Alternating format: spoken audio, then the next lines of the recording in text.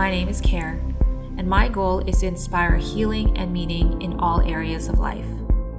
In this podcast, we will dive deep into conversations. From heartbreak to freedom, we will explore different self-care modalities, learn to be the best expressions of ourselves, and to live with purpose. I'm here to offer my personal insights and to share my story in hopes that it will guide you on your path. This is Heal with Care, a journey of self-discovery. We all deserve to be loved, appreciated, and accepted for who we truly are. Yet many of us struggle with feeling good enough. For so many of us, our experiences, whether they have a big or small impact on us, shapes the beliefs we have about ourselves. And when bad things seem to happen to us repeatedly, it can make us believe that we're not worthy of anything good in our lives. In this episode, I'll share my take on some of the ideas I've come across and how I've modified them to support my own journey. The first step in any healing journey is becoming aware of how you are feeling. For most of my life, I avoided sitting quietly with my emotions because doing so meant that I had to face something uncomfortable. Confrontation was never my forte, and if I could avoid confronting my feelings, I would. However, over the years, I've realized that the longer I delay facing my emotions, the harder it becomes. So I asked myself, why not face them head on? I've never liked confrontation. In fact, if I could sweep it under a rug, I totally would. But facing something directly means I have to confront what's inside of me, and that's going to be very uncomfortable. I don't know about you, but I've noticed that many people, myself included, avoid discomfort whenever possible. We naturally want to stay in a space where we feel our best, only experiencing that joy and happiness. Yet, it's in those moments of discomfort where we learn the most about ourselves. I believe we're here to learn and grow for ourselves, our families, our communities, and maybe even the world. Each of us has something meaningful to contribute to this world. And I believe awareness is key to everything in my life. When I'm aware of what's happening with me, I know I have the power to accept things as they are, and also I have the ability to make the changes I need to live a life that I desire.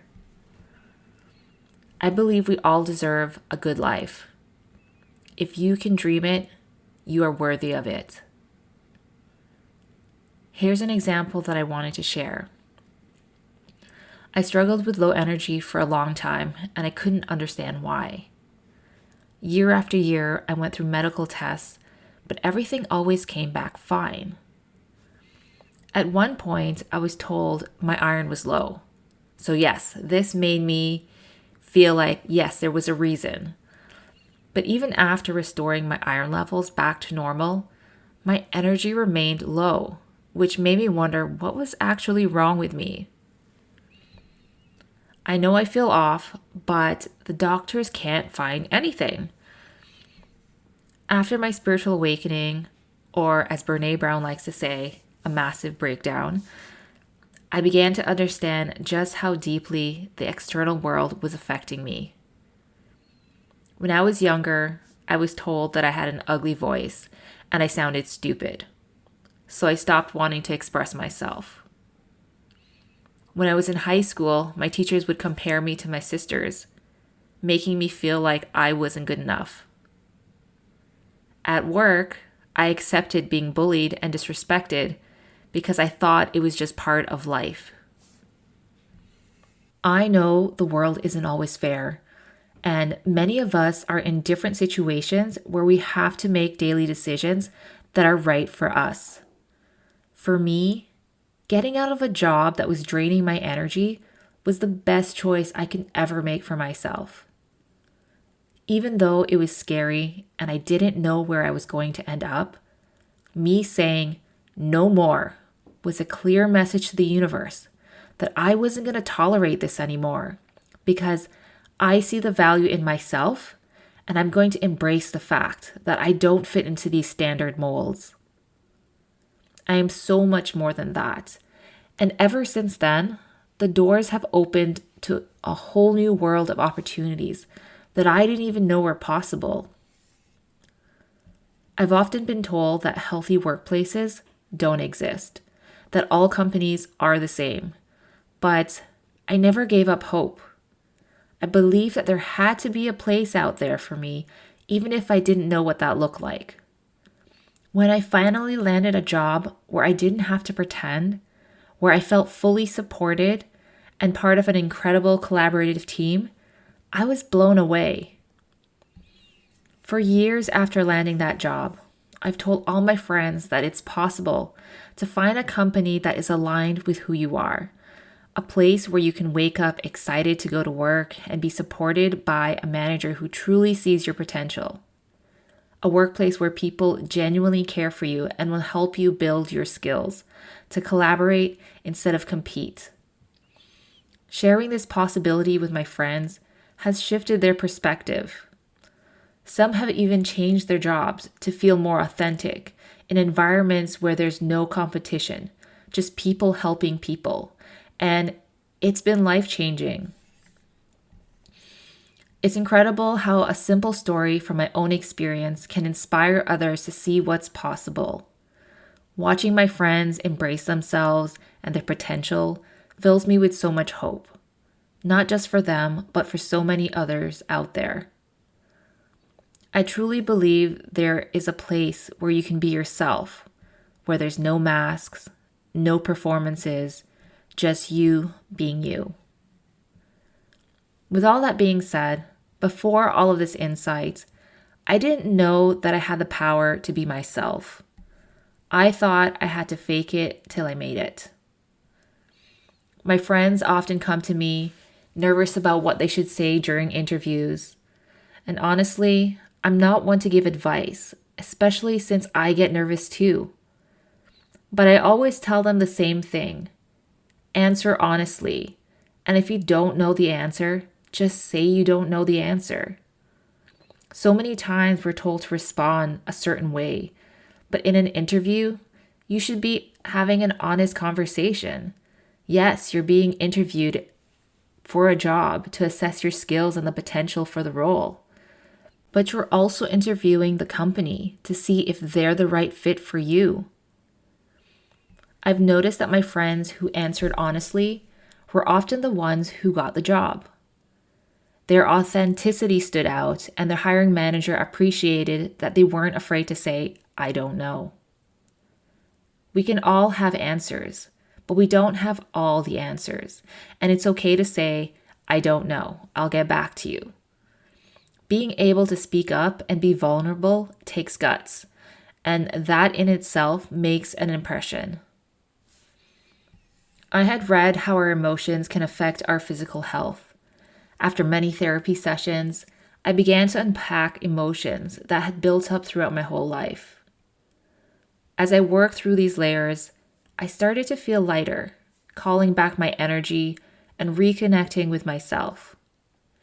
It was as if I had covered myself with different layers and slowly began to hide who I was from the world. But peeling back these layers allowed me to feel more like myself and in my own skin. And as time went on, I started to radiate more and had more energy throughout the day. Going back to the importance of awareness, once you're aware of how you are feeling, you can start learning how to move through these emotions.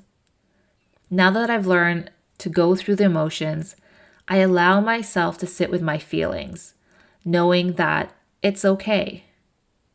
When I'm sad, I let myself cry. When I'm angry, I let myself feel angry. But then I choose if I want to stay here or if I want to do something different. If I need to speak up for myself, I will do that to the best of my ability. And this way, I'm less likely to have things pile up on me. The biggest takeaway for me is that when we allow ourselves to fully feel our emotions, we're embracing our humanity. If you think about it, we were given these emotions for a reason. I read a book that described emotions kind of like a compass, guiding us towards what is working and what is not working, and being able to honor that. When something feels good, it's a signal we're on the right path. And when it feels off, it may be a signal to maybe shift or change directions. Tuning in to who we are and how we feel can guide us towards what's truly right for us, even if it doesn't align with what others suggest or tell us.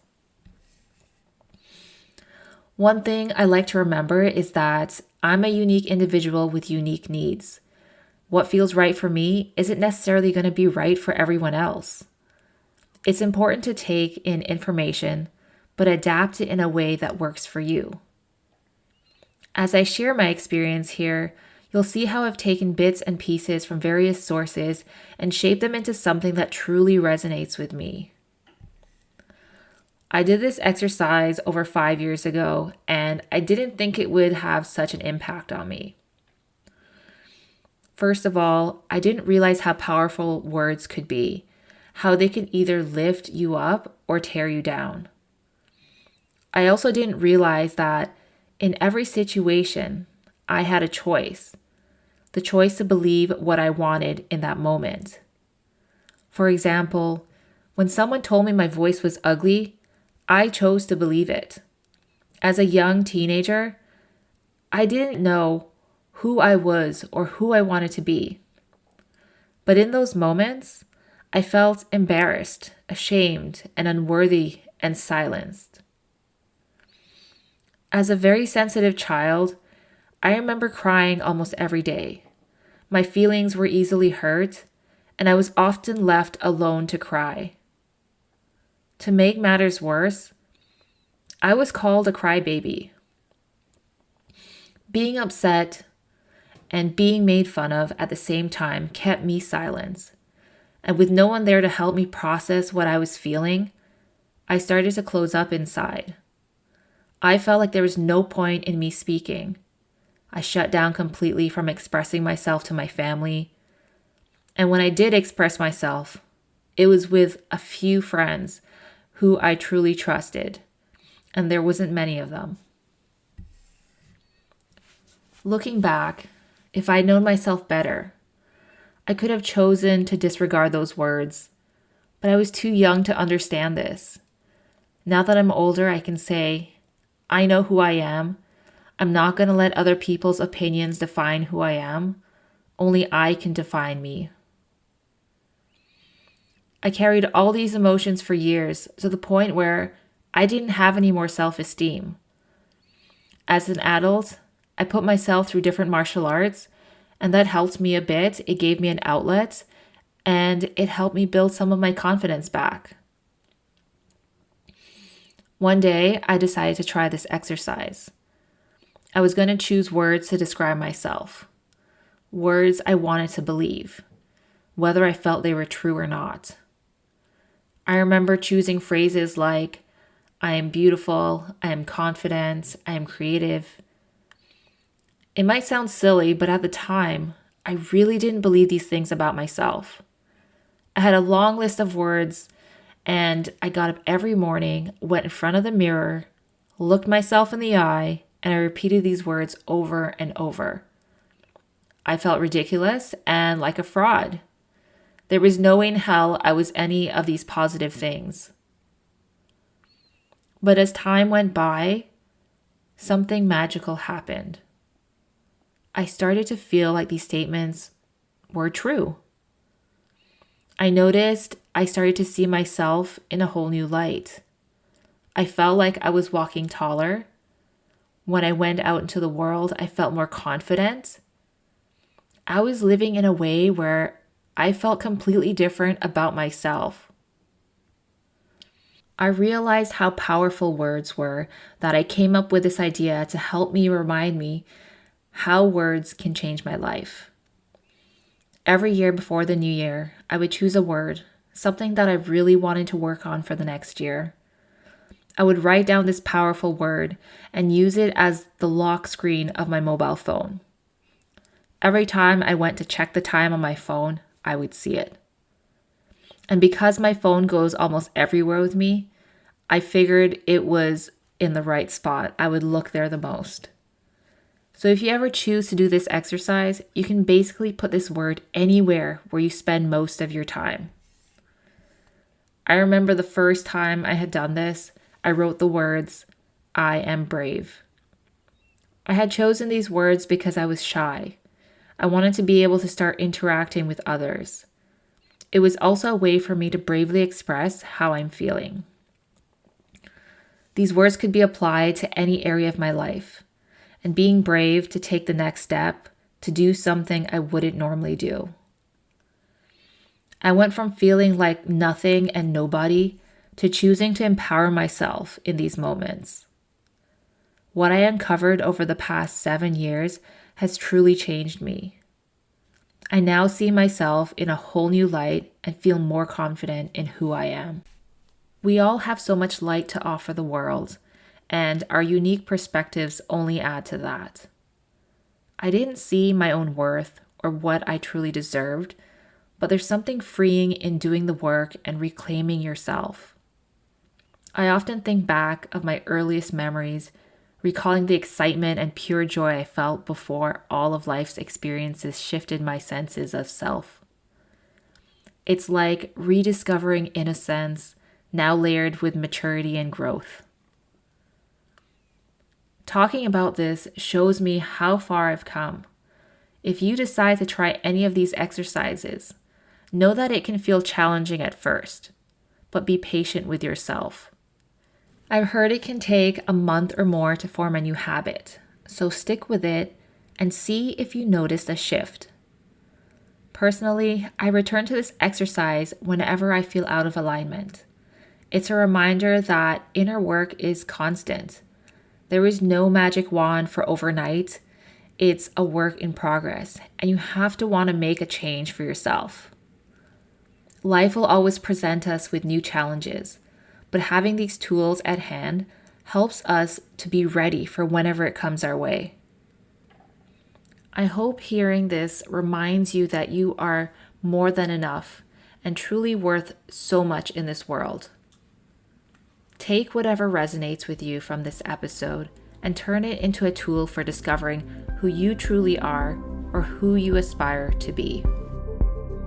Thank you so much for listening in. I hope you found this episode insightful. If you feel called to, please share this podcast, subscribe to it, and leave a rating and review. If you have any questions, comments, or feedback, you can email me at healwithcare@gmail.com or follow me on Instagram at healwithcare. Have a wonderful day, and I'll see you in the next episode.